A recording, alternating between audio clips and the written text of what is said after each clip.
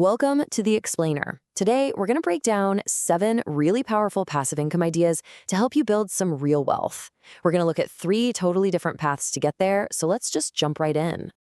So let's just kick things off by challenging a belief that, we're all taught. This quote, it gets right to the heart of the matter. We're always told money doesn't grow on trees. But what if that's the very idea that's holding us back? What if it actually can grow on trees? You just have to plant the right seeds. And this slide, well, it just lays out the fundamental choice you have perfectly. Over on the left, you've got the path we all know. You trade your time for money. The problem, of course, is that there are only 24 hours in a day, right? Your income has a hard ceiling. But on the right, that's the alternative. Building assets that work for you, completely separating how much you earn from how many hours you work. So what is passive income really? The definition here is absolutely crucial. It's not just about an investment going up in value. No. This is about actual cash, money flowing into your bank account every single month without you having to sell the thing that's making you the money. Now that is the game changer. Okay, so before we dive into these 7 big ideas, let's just be super clear about the problem we're solving. The traditional trap is this belief that your only option is a 9-to-5 job where your potential to earn more just stops. It hits a wall. We are looking for ways to smash right through that wall. All right, let's get to the good stuff, the solutions. Our very first path is for anyone who already has some capital to invest. This is all about making your money work just as hard for you as you had to work to earn it in the first place. And the first idea is a total classic, dividend stocks. Essentially, you're buying a tiny piece of a huge, stable company. And as a thank you, they literally send you a cut of their profits on a regular schedule. Think about it. You're getting paid just for being an owner. But, okay, let's be real for a second.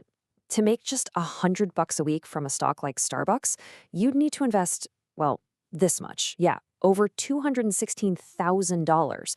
I mean, sure, it's about as passive as it gets, but you need some serious cash just to get your foot in the door. Idea number 2 gets us into the exciting world of private investing. This is where you can get in on the ground floor of the next big thing, way before anyone else knows about it. And you've got to ask yourself one question. Are you going to be an angel investor, providing that early supportive cash? Or are you going to be a shark, taking a bigger, more hands-on role? Now here's where it gets really cool. Our source highlights this totally modern approach, calling it the Ryan Reynolds strategy. What he does is he combines his investment with his personal brand. He'll buy a small piece of a company, then use his massive social media following to blow it up, and then cashes out for a fortune when the company sells. It is an absolutely genius playbook for today's world. But what if you don't have a couple $100,000 just sitting around? I mean, who does? Well, that's what brings us to our second path. This one isn't about investing money. It's about investing your time, your skills, and your hard work. So our third idea is all about automating a side hustle. The source gives this amazing example of a dog trainer who was an expert, but she can only train so many dogs in a day. The key, the absolute game changer, is to turn that skill into a digital asset. Think an online course or an ebook.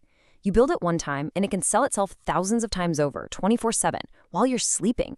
Idea number 4 is something you see everywhere now. Create online content. For like 100 years, all the advertising money was locked up by the big TV networks and newspapers. But now, the floodgates are open. Creators can tap directly into that massive river of cash. Every single video you post, every blog you write, it becomes its own little digital asset, earning you money for years.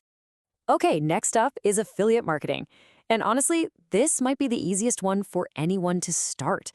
The source told a story about someone who made $300 in a single day. How? Just by texting a sign-up link to a few friends. Now just stop and imagine what you could do if you scaled that up to a bigger audience online. All right, our 6th idea is definitely the most ambitious one on this path. Create a digital tool.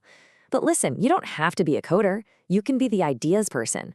Find a problem people have and then partner with someone to build the solution. The holy grail here is a subscription model that creates a steady, predictable, passive income stream, just like the source's friend, who built a multi-million-dollar business doing exactly this. Okay, let's talk about our third and final path. And this one might be the most overlooked of all.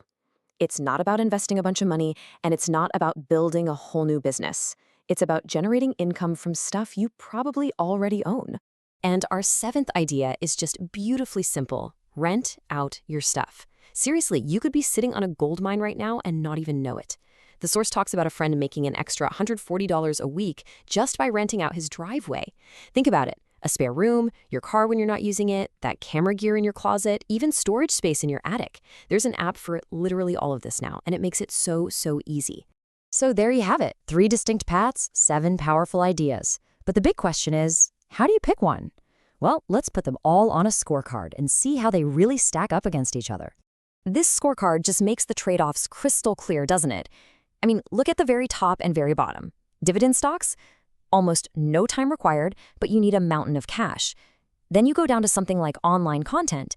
It's the complete opposite. It takes a ton of time, but you can start with basically zero money. You can see that pattern playing out. The real takeaway here is that there's a path for everyone. It doesn't matter where you're starting from. So when you look at all of this, the final question isn't which idea is the best one. It's which idea is the best one for you. Take a good look at your own resources. What do you have more of right now? Time? Money? Or just stuff you could be putting to work? The best idea is simply the one that fits your life today. So which one are you going to build with?